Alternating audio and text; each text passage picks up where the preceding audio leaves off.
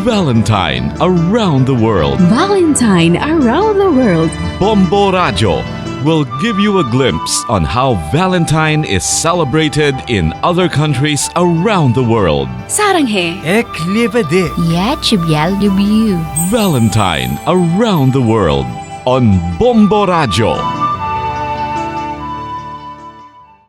Ang Indonesia, o kung officially the Republic of Indonesia, ang isa ka transcontinental country sa bahin sang Southeast Asia. Ining ginabugusan sang masobra sa 17,000 ka mga isla. Iniman ang 14th largest country by area nga mayara sang masobra sa 275 million people.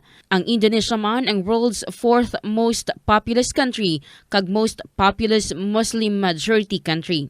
Ginadumdum bala ang Valentine's Day sa Indonesia, yari si Bombo Gina Velak Limpin Kumla, direkta sa Jakarta. Diri sa Jakarta, aktibo ang mga malls. Nag-promote sila sa Valentine's Day sale. So, madamo ang nagagwa for Valentine's Day. To take the opportunity to shop, and also sa mga couples parehas man sa Pilipinas use nila ini nga adlaw to date their special someone. It's more on the romantic side. However, ang may mga kay tungod ang Indonesia ang isa sa pinakadako nga Muslim population sa kalibutan, hindi ta manigar nga there are big Muslim groups diri, religious organization, I would say, nga nagapamalabag sa pagselebrar sang Valentine's Day. Just like in other countries in the world nga depende kung sa diin kang lugar sang Indonesia maabtan sang Valentine's Day.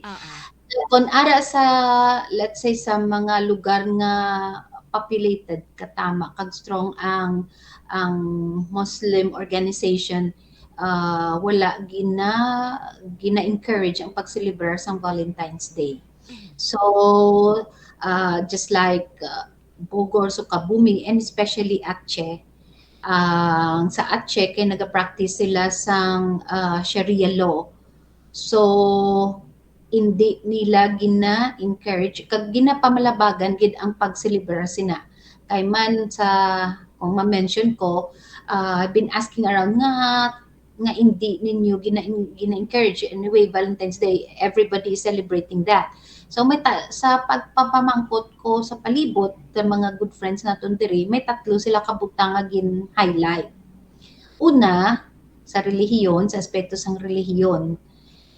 Kay ang Valentine's Day, it is very much related to Christianity.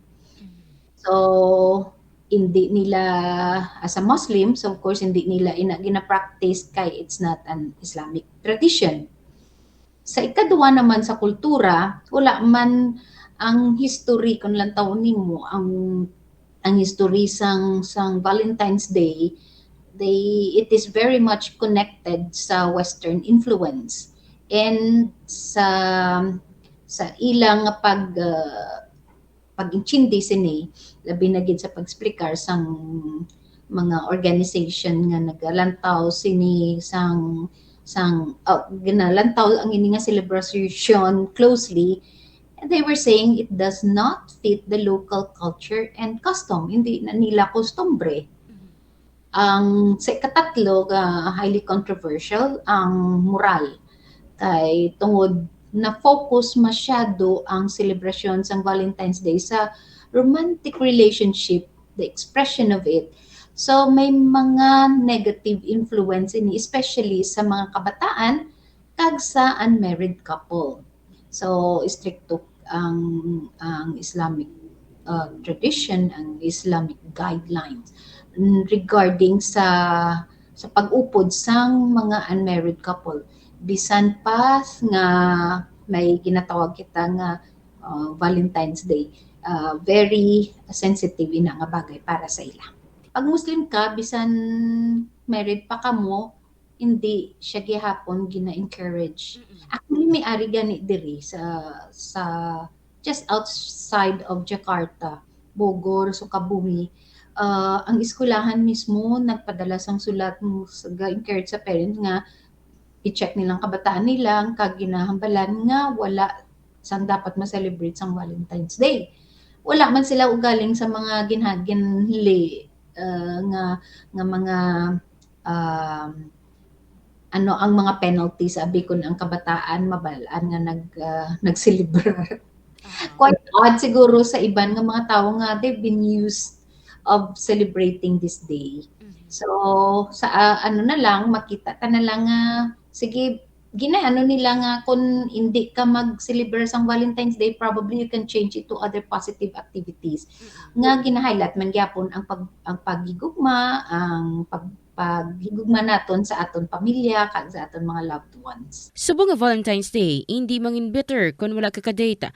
Tandaan sa tag sa kaselebrasyon, yaragid ang pamilya nga surely for better or worse, hindi ka pagpabayan. Mayong gabi sa akon Valentino, ang akon eternal Valentino, ang akon husband nga si Joramil Kumla,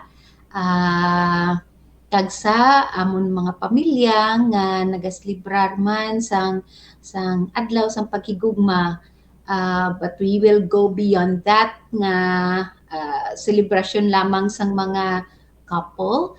But then ang selebrasyon sang matutuod nga pagpalangga sa pag-isa sang pamilya nga maging mapag-on kita sa mga distractions nga nagakatabo sa subong nga mga panahon, and that also an opening to our parents kinahanglan hatagan natin sang importansya ang pagpalangga adlaw-adlaw sa aton mga anak.